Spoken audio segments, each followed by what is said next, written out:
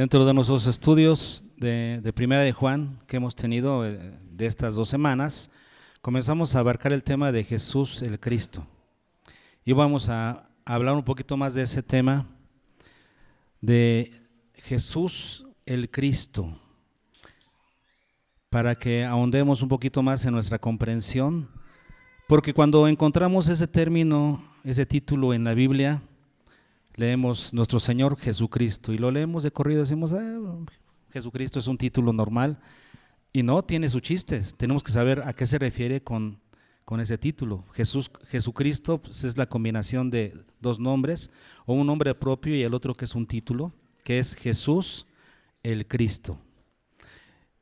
Y cuando hablamos del Cristo, ¿a qué se refiere? ¿Qué es el Cristo? Porque ya te la sabes. ¿Qué es el Cristo? El ungido. Esa es la palabra griega, Christos. ¿Y cuál es la palabra hebrea? Mesías, ¿verdad? Entonces, esa palabra Mesías y Cristo estamos refiriéndonos al mismo significado, se refiere al ungido. Para que nosotros entendamos bien a qué se refiere esto, tenemos que definirlo, ¿no? La palabra ungido viene del término ungir, que se refiere a derramar aceite. Cuando se ungía a alguien, ¿qué se hacía? Se le derramaba aceite en la cabeza. Entonces, el término ungir literalmente se traduce como derramar aceite. Pero ¿cuál es el sentido? ¿Cuál es el significado de esa palabra ungido? ¿Cómo la entendemos? Bueno, ¿para qué se utilizaba la unción? Por ejemplo, se ungía en el Antiguo Testamento a los sacerdotes. ¿Para qué? Para comisionarlos al sacerdocio, exclusivamente al sacerdocio. Se les estaba encomendando una tarea, ser sacerdotes. Al rey se le ungía para ser rey, para cumplir con las características, con el trabajo, con las tareas que debería hacer un rey de Dios. O sea, un rey que tenía que estar sujeto a la voluntad de Dios. Tenía que seguir los lineamientos de los mandamientos. Tenía que tener una ley siempre ahí para leerla todos los días y tenía que obedecerla. Tenía que cumplir todas las características que tenían que ver con su tarea, la tarea de ser rey. Entonces, ¿a qué se refiere la unción? Cuando se ungía a alguien, ¿qué se hacía en esa persona? Se le estaba encomendando una tarea. Y incluía, en el caso, por ejemplo, de Aholiab, cuando se le ungió para que realizara las labores en el tabernáculo. Recuerdan que a él se le encomendó construir los muebles y hacer las figuras de oro y de tela y todo eso. Y el Espíritu Santo nos enseña en el Antiguo Testamento, el Éxodo, que el Espíritu Santo lo ungió, o sea, lo capacitó para hacer esa labor y hacerla bien. Entonces, el Espíritu Santo capacita a través de ese ungimiento para esa labor. Pero la palabra ungir entonces se refiere a encomendar una tarea específica, encomendar a alguien para una tarea específica. En Jesús, el ungido de Dios, Jesús el Cristo, ¿cuál era su tarea? ¿Cuál era la misión que él tendría que realizar? Vamos a trabajar en eso el día de hoy. ¿Está bien?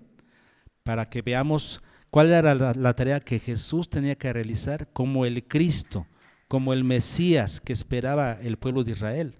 Acuérdense que Jesús, el Mesías era el que esperaba el pueblo de Israel para recibir su salvación. Y cuando Jesús le pregunta a sus discípulos, ¿quién dice la gente que soy? Y unos dijeron, no, pues eres un profeta, que eres Elías, que eres… Ok, ¿y quién dicen ustedes, mis discípulos, que yo soy? Y Pedro responde, tú eres el Cristo. Fíjense qué respuesta tan interesante, ¿no? Le dice Jesús, tú eres el Cristo, el Mesías que estábamos esperando. Aquel que Dios al que Dios le encomendaría una tarea en relación a la humanidad. Tú eres el Cristo. ¿Y Jesús qué le dijo? bienaventurado eres, Pedro, porque esto no te lo reveló carne ni sangre, sino mi Padre. Él te reveló esto que tú acabas de decir. O sea, estaba acreditando que era cierto, Jesús es el Cristo. Muy bien, vamos a hablar de esto en Hebreos, basándonos con algunos versículos de Hebreos capítulo 9. Vamos a leer Hebreos 9 del 26 al 28.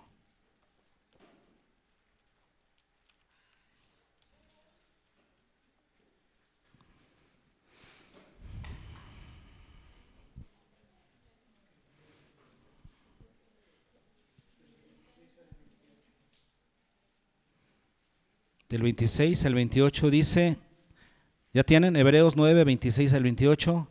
De otra manera le hubiera sido necesario padecer muchas veces desde el principio del mundo.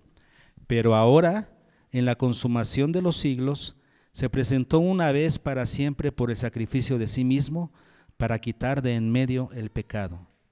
Y de la manera que está establecido para los hombres que mueran una sola vez y después de esto el juicio, así también Cristo fue ofrecido una sola vez para llevar los pecados de muchos y aparecerá por segunda vez sin relación con el pecado para salvar a los que le esperan. ¿De quién está hablando en estos tres versículos? Bueno, el versículo 28 nos dice, así también Cristo. Se está refiriendo a Jesús el Cristo. Jesús en su trabajo como el Cristo, Jesús en su tarea como el Cristo, o sea, el ungido de Dios. Vamos a trabajar en eso. ¿Cómo comienza a abordar el tema el escritor de Hebreos? Vamos a comenzar a la mitad del versículo 26, donde dice, pero ahora, ¿lo notan? Pero ahora, ¿qué significa eso? Pero ahora. Antes era de esta forma, o en el futuro será de esta otra forma, pero ahora las cosas son así. Esta palabra, pero ahora, justamente se refiere a eso, es un adverbio de tiempo que contrasta el presente con el pasado o el futuro.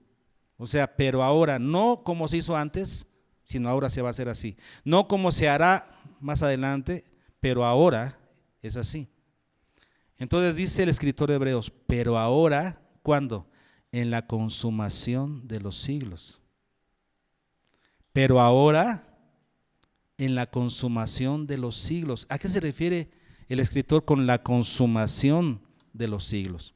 La palabra siglos es la palabra aion, que se refiere a una era determinada, una era que caracteriza algún momento o alguna época, o sea, un número de años o una semana, un espacio de tiempo que está caracterizado por algo.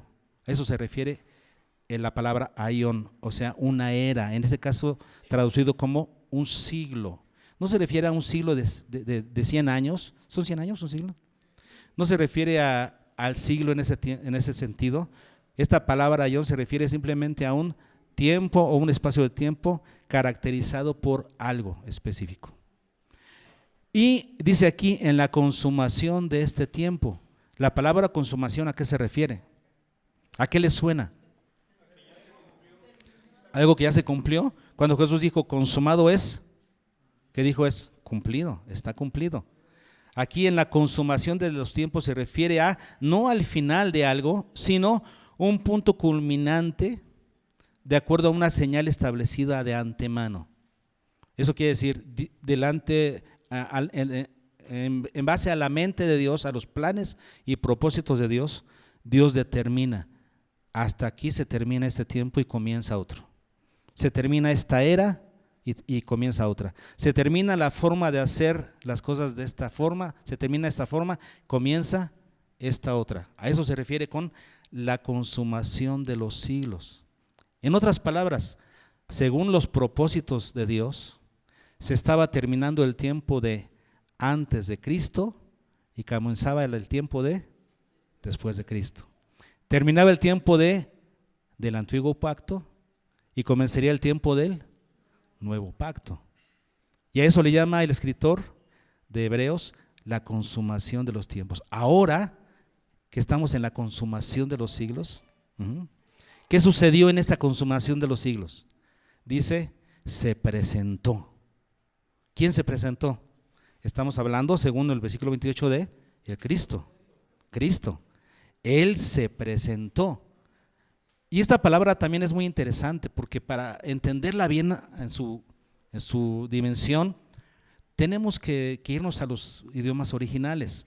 Esta palabra se presentó, es la palabra phanero, que se refiere a algo que es manifestado, algo que estaba oculto pero se hace visible, algo que es manifiesto.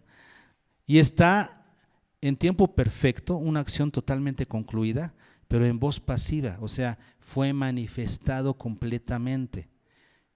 El Cristo en ese tiempo, en la culminación de los tiempos, o sea, cuando se terminaba el antiguo pacto y para dar inicio al nuevo pacto, ¿qué sucedió? Se manifestó, o sea, el Cristo fue manifestado completamente. ¿Cuándo fue manifestado el Cristo? Bueno, sabemos que fue manifestado, diríamos, en su obra después del bautismo. Pero Jesús, para ser el Cristo, tuvo que nacer como hombre. Podríamos decir entonces que fue manifestado desde su nacimiento. Cuando Jesús nace, entonces termina la época, ¿verdad? Y entonces comienza a generarse esta nueva era que es después de Cristo. Cuando fue presentado, cuando se hizo manifiesto el Cristo. Y dice que se presentó una vez y para siempre. Y esta palabra se repite en los 3 versículos, si ustedes la notan, dice ahí, vamos a leerlo, dice, se presentó una vez para siempre, ¿ya lo vieron? Ahora vean el versículo 27, y de la manera que está establecido para los hombres que mueran, ¿qué? Una sola vez. Y luego en el 28, así también Cristo fue ofrecido una sola vez, y en las 3 veces se utiliza la misma palabra griega, la palabra apás, que significa una sola vez, literal, una sola vez. Eso quiere decir, el Cristo vino a este mundo a manifestarse, o sea, a nacer, y luego a vivir de una manera perfecta, y luego a morir. O sea, el Cristo vino a manifestarse una sola vez. Y esto hace contraste con los sacrificios de lo que el escritor de Hebreos ha estado hablando hasta este momento, porque él ha venido diciendo que los sacrificios que habían antes en el antiguo pacto, los sacrificios de animalitos eran continuos, pero Cristo se presentó una sola vez. Está haciendo contraste con los sacrificios del antiguo pacto, que como no eran perfectos tenían que hacerse continuamente, pero Jesús vino a manifestarse como el Cristo, como hombre, una sola vez. No tiene que venir más veces. Qué interesante, ¿no? Ahora, entonces, ¿qué más dice? Se presentó una vez para siempre por el sacrificio de sí mismo. Entendamos esta frase, que también está muy especial. Por el sacrificio, la palabra día que se refiere a través de este sacrificio, pero aquí no se utiliza la palabra sacrificio como tal, se utiliza la palabra tusía, que se refiere a una ofrenda que se ofrece. Esto está muy interesante, porque aquí no estamos hablando de que Cristo se presentó todavía en su muerte, sino desde que Él nació, se manifestó a este mundo, se manifestó como una ofrenda de parte de Dios para la humanidad. Lo que está diciendo aquí el escritor de Hebreos es que el Cristo, al manifestarse en este mundo, lo hizo como una ofrenda de Dios para la humanidad. Y nosotros tenemos que considerar que Jesús es eso, una ofrenda de Dios para nosotros. Qué precioso está esto, ¿no? A través de ofrecerse a sí mismo como una ofrenda. Jesús se presenta o es presentado a sí mismo a la humanidad como una ofrenda de Dios. Qué precioso. Pero ahora, en la consumación de los siglos, se presentó una vez para siempre por el sacrificio de sí mismo. ¿Entendimos mejor ya toda esta oración? La misión de Jesús como el Cristo, ¿en qué consistiría? Todo eso fue un antecedente para llegar a el para qué. ¿Cuál es la misión de Jesús? ¿A qué misión vendría? Recuerden que el Cristo, o sea, el Mesías, o sea, el ungido, se refiere a que se le encomendaría una tarea a Jesús como el Cristo. ¿Cuál era esa tarea que se le encomendaría a Jesús como el ungido de Dios, como el Cristo?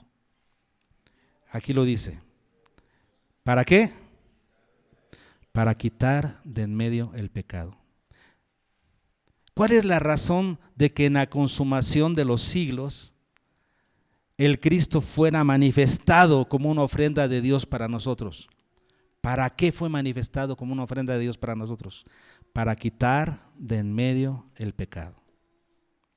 ¿Cuál era nuestro principal problema como humanidad? ¿Cuál es el principal problema de la humanidad? El pecado. Porque el pecado es lo que nos separa de Dios y nos lleva al infierno.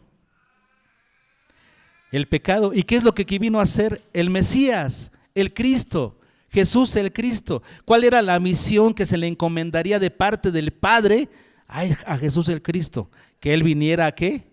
A quitar de en medio el pecado, quitar aquello que era el problema de la humanidad. Ahora, que Jesús cuando vino, entonces, ¿qué hizo? ¿Lo erradicó? ¿Lo quitó? No. Entendamos el sentido de estas palabras. Significa que hizo algo con el pecado para que ya no nos afectara a los creyentes. Los que hemos creído en Jesús, ya no tenemos ese problema. Aunque seguimos pecando, porque somos pecadores, ya no tenemos ese problema con el pecado. Porque el Señor ya quitó el pecado de en medio como un problema para los que creen. Los que creemos ya no practicamos el pecado habitualmente, pero sí seguimos cometiendo pecado. Sí, nuestra vida ha cambiado, sí, pecamos mucho menos que antes y agradamos más a Dios, pero seguimos pecando. Pero el pecado ya no nos lleva a la condenación. Son pecados perdonados por la gracia de Cristo. Él vino a quitar, y es la palabra significa eso, quitar, hacer a un lado. Tenemos otros versículos que lo acreditan. Juan 1:29 dice que cuando Juan el Bautista vio a Jesús, dijo: he aquí el Cordero de Dios que quita el pecado del mundo. Juan el Bautista lo dijo también. Y después en 1 Juan 3:5, que son versículos que estudiamos ya en Aprendiendo Juntos, dice: y sabéis que Él apareció, Jesús el Mesías, ¿para qué? Para quitar los pecados. Es una verdad bíblica. La tarea a la que fue enviado el Mesías era a quitar de en medio el pecado. Esa era su misión, la misión que tenía que realizar. ¿Y por qué? Porque, hermanos, el pecado, como ya dijimos, era el principal problema de la humanidad. Todos somos pecadores. Aunado a lo que el escritor de Hebreos nos va a decir en el versículo 27. Vean el problema que tenemos la humanidad, o que teníamos sin Cristo, sin el Mesías, sin Jesús el Cristo. ¿Cuál era el problema? Versículo 27. Y de la manera que está establecido, vamos a entender eso. Según cómo, de la manera que, según cómo está establecido. ¿Qué significa establecer algo? Dictaminar algo.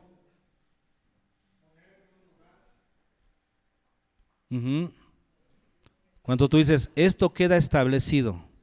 En esta casa se glorifica a Dios. O en esta casa no se llega después de las 10 de la noche. Si los papás lo dicen, lo establecen, se establece una regla.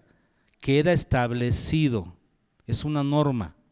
Esta palabra establecido es la palabra apokeimai, que se refiere a reservar algo, ponerlo aparte, establecerlo. Es decir, esto queda reservado para esto y punto. Queda establecido. Y aquí dice que está establecido ¿para quién? Para los hombres. Hay algo que está establecido por Dios para los hombres. ¿Qué es? Que mueran una sola vez y después el juicio. Es algo que Dios estableció. ¿Podemos cambiarlo? Hay por lo menos dos cosas que no podemos cambiar, ¿no? Que establecen la condición humana del ser humano, que nace y que muere. Y eso no lo podemos cambiar. Dios lo estableció así, pero Dios, además de establecer que el hombre muera una sola vez, ¿por qué una sola vez?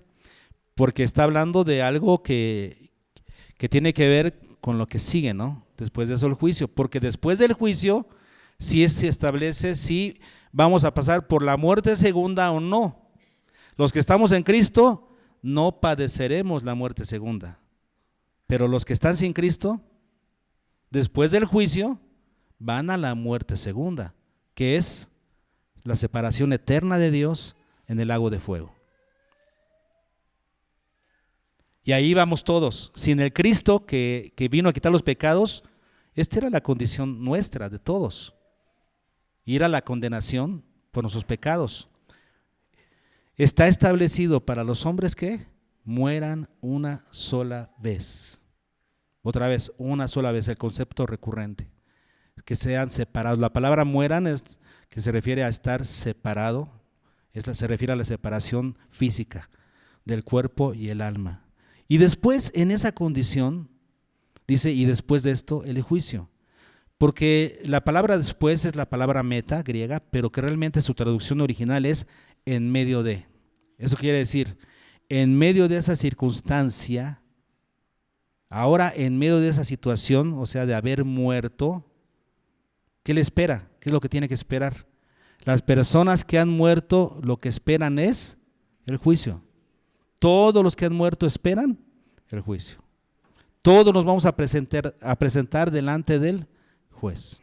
Unos para recibir salvación eterna y otros para recibir condenación eterna. Pero todos nos presentaremos delante del juez. Esta era la condición del ser humano. Fíjense, si el ser humano es pecador, somos pecadores. Y entendemos esta situación que está establecida por Dios, que el ser humano debe morir una sola vez y después de esto presentarse al juicio. Sin el trabajo, sin la tarea del Cristo, del ungido de Dios, estábamos perdidos.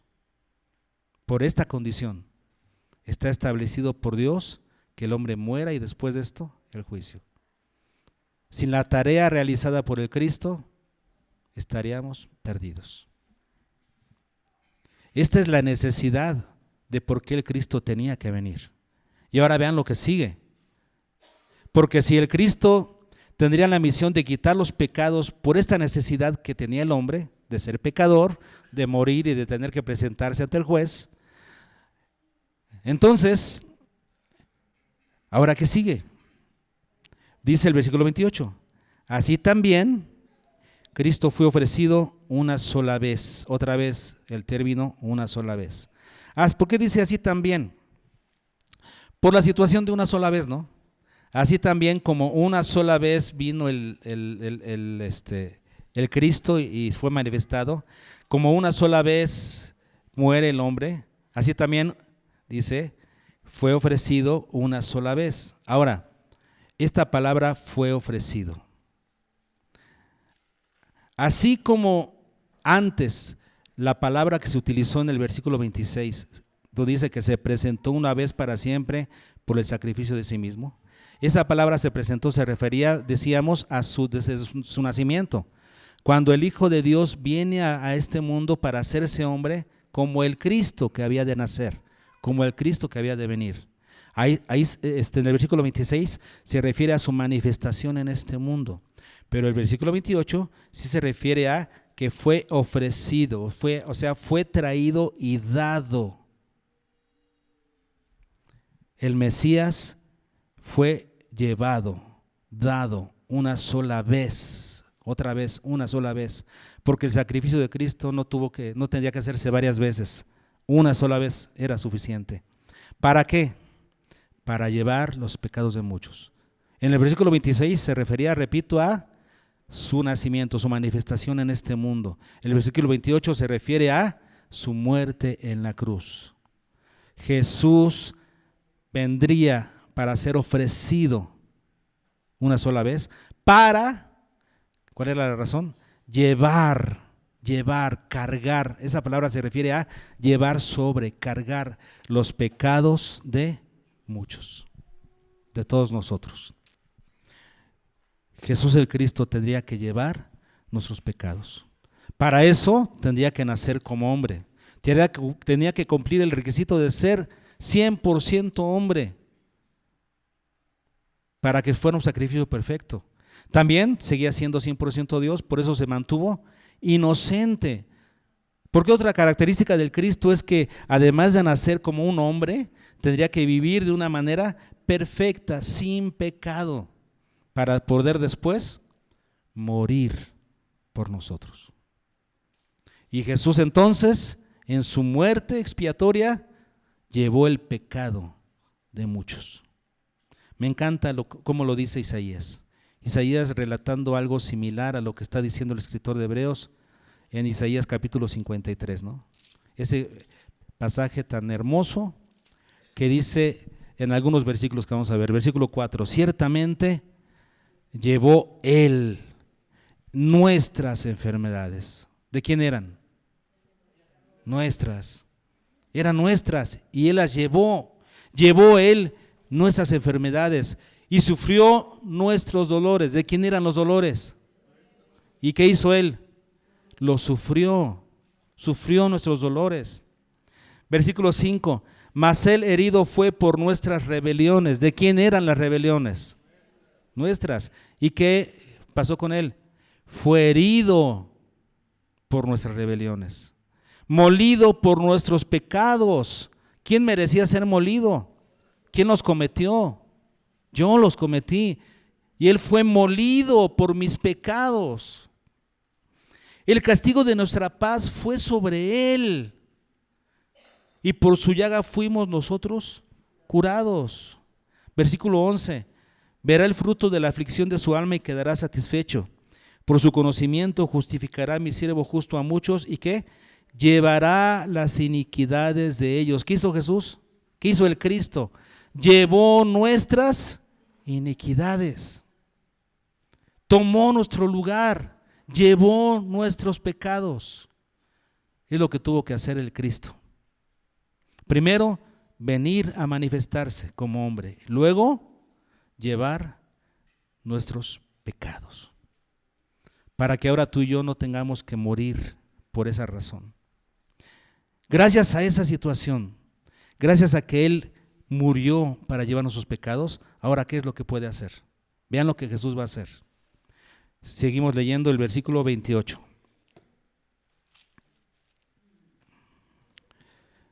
Así también Cristo fue ofrecido una sola vez para llevar los pecados de muchos. ¿Y luego qué? Y aparecerá por segunda vez. Claro, este Mesías que vino una sola vez como Mesías significa con una tarea para salvarnos, para cumplir una misión de parte del Padre, quitar los pecados y luego llevar nuestros pecados. Este Jesús aparecerá por segunda vez. La palabra aparecerá significa será hecho visible. Horao deuteros. Aparecerá por segunda vez. ¿Pero cómo?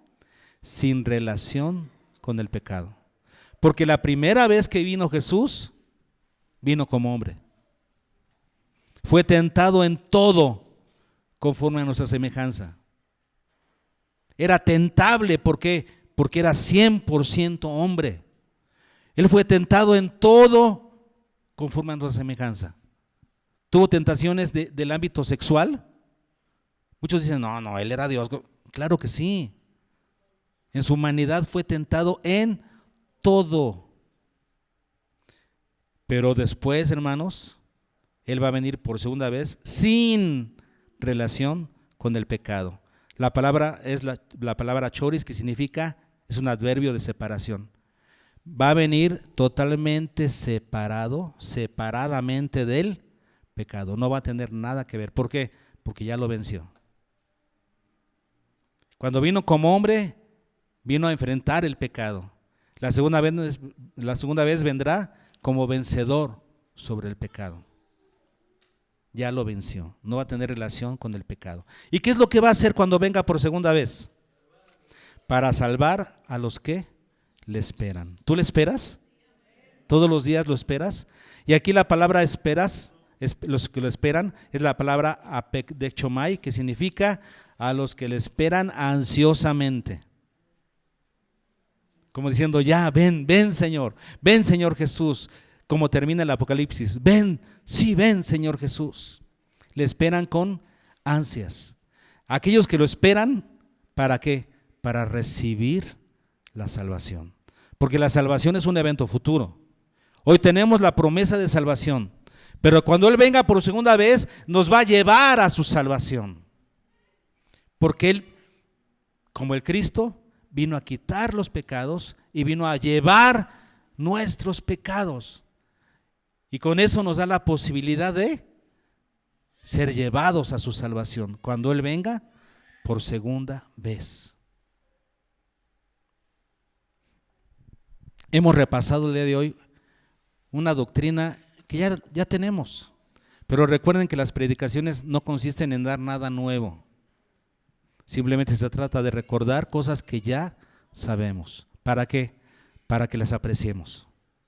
Apreciemos, hermanos, que el Señor hizo un sacrificio de sustitución.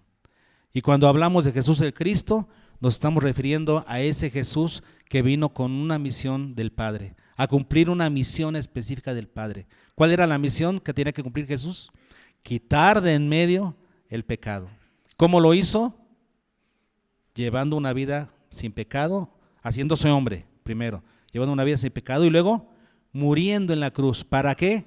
Para cargar nuestros pecados. Y así ahora poder ofrecernos la esperanza de que cuando Él venga por segunda ocasión sin relación con el pecado, nos lleve a su salvación. Seamos llevados a su salvación. ¿Cuántos esperan esto? Amén. Es lo que esperamos. Cantemos un canto, hermanos, que nos recuerda esto. Es un canto con un mensaje muy precioso. Se llama Tú por mí. Porque ese canto nos recuerda lo que hizo Jesús por nosotros. Cuando pienso en las palabras tú por mí, ¿qué piensan, hermanos? Cuando piensan en las palabras tú, Jesús el Cristo, por mí, lo que hiciste por mí. Cuando pensamos en estas palabras, tiene que haber una grande gratitud en nosotros. Póngase de pie.